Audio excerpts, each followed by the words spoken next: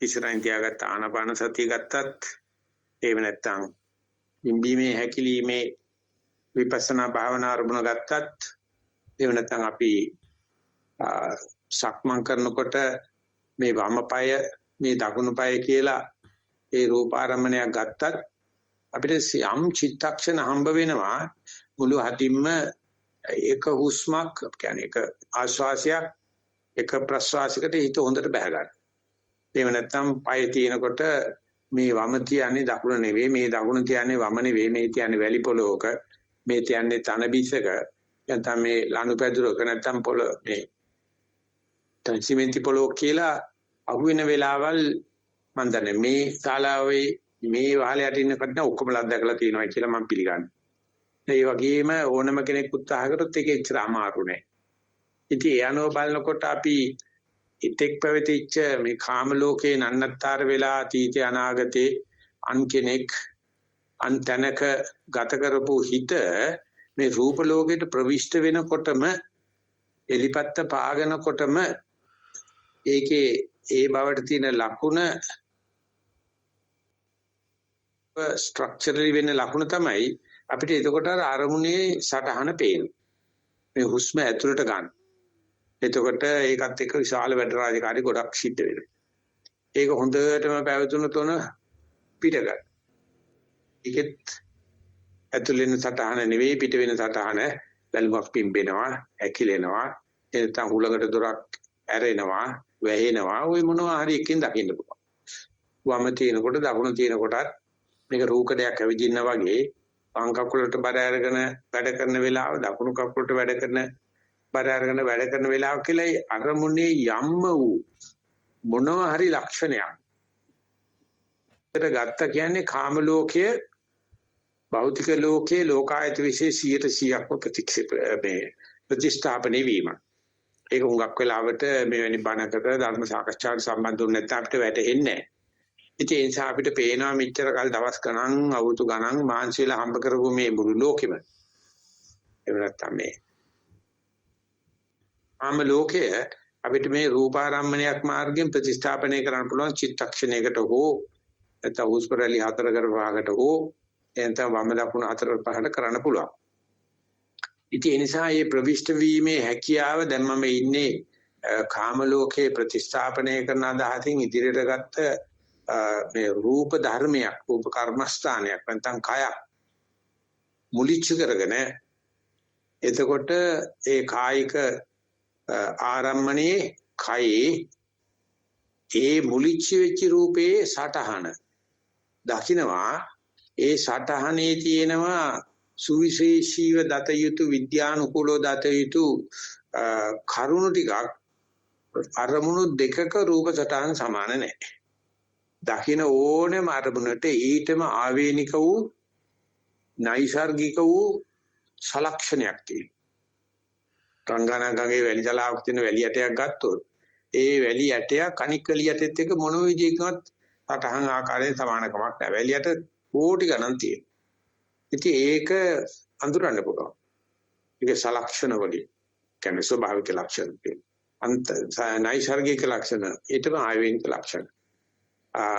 ඉතින් ඒ කාරණය භෞතික විද්‍යාවෙන් තමයි අපි ඉගෙන ගන්න. ඒකට ත්‍රිමාන රූපයක් තියෙනවා, සටහනක් තියෙනවා. ඒක අල්ලා බලන්න පුළුවන්කම මේ භාවනාව වැරදි නෑ කියන්නේ ප්‍රත්‍යක්ෂණය කරන්න කියලා. අපි හිතින් ගත්ත රූපයක් නම් ඒක අල්ලන්න බලන්න බෑ. මේක දිගයි පළලයි කහ පාටයි හතරයි සනම්මනා කියවට ඒක මනෝ රූපයක් නේ මනෝ විකාරයක් නේ. නමුත් මේ අපි ගන්න අරමුණ බුදුරජාණන්සේ අපිට දීලා තියෙන අරමුණ අතර සතිපට්ඨානෙ මුල් කරගෙන යනවනම් රූපාරම්මණයක් ගන්න.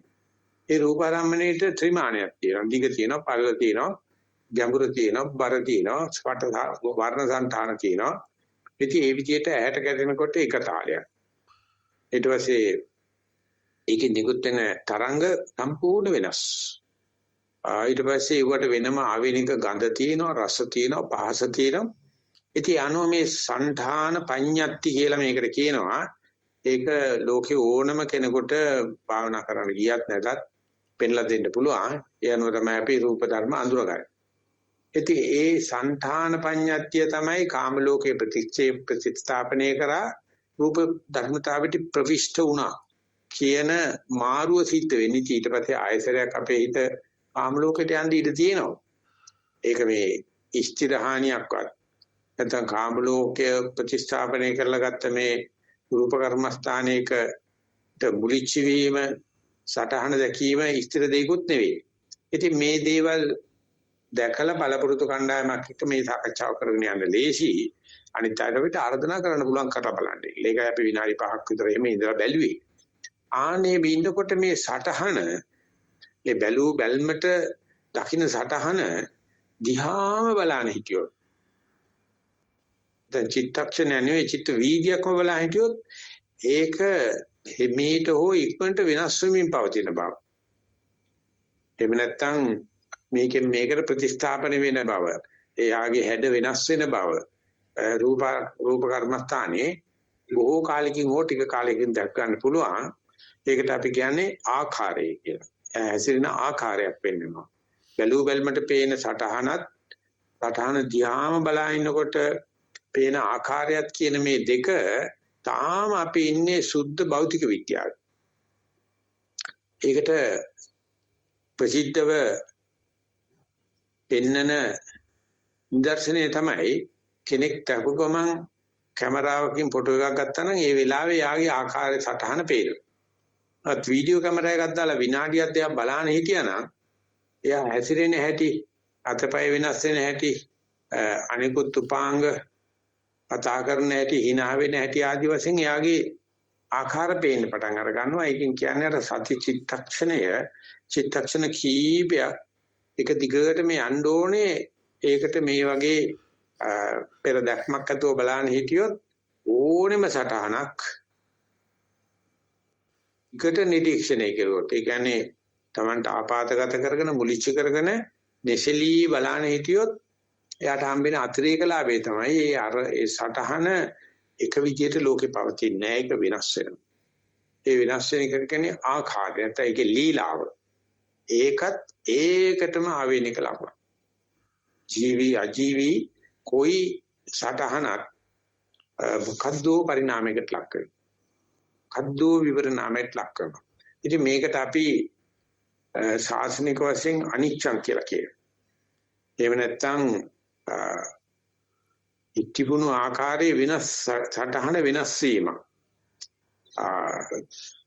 උත්වා භාවතා අනිච්චතා විපරිණාමතා කියලා වචනකුත් පාවිච්චි කරනවා. ඉතින් මේක සඳහා සූදානම් යන කෙනෙකුට මේක ඉක්මනට අවබෝධ කරගන්න පුළුවන්. නැති කෙනාට ටික කාලයක් කරගෙන යනකොට පේනවා මේ ආනාපානෙ වුණත් කරගෙන යනකොට ගොරෝසුවට පෙනිච්ච එක ටික වෙලාවක් යනකොට සියුම් වෙනවා.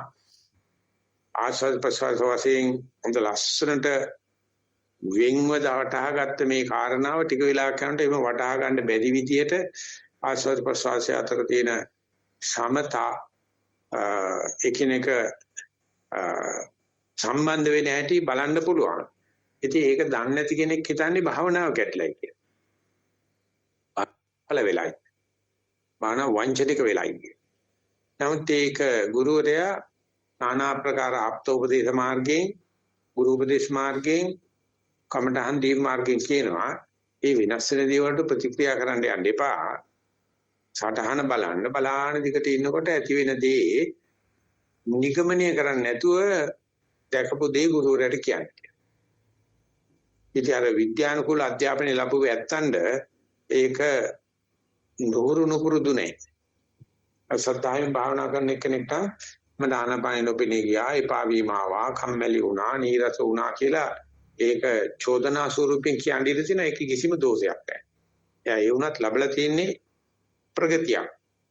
දැන් මේ විදිහට සටහනක් බලලා ආකාරයක් බැලුවා නම් එයාගේ හිතෙන් 100%ක්ම කාම ලෝකේ අයින් වෙලා ඉවරයි.